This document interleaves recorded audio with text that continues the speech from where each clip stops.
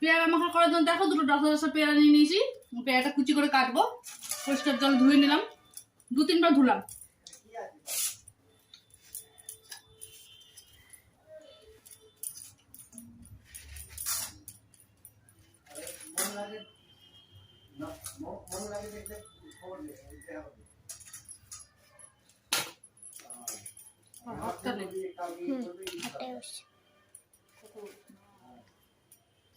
উপর থেকে নিতে ভালো লাগে।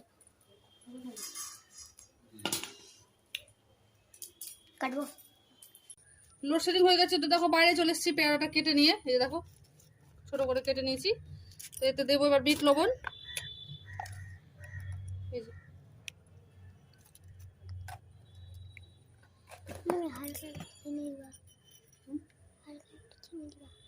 আর এই যে দেখো এখানে জিরা আর শুকনো লঙ্কা গুঁড়ো করা আছে,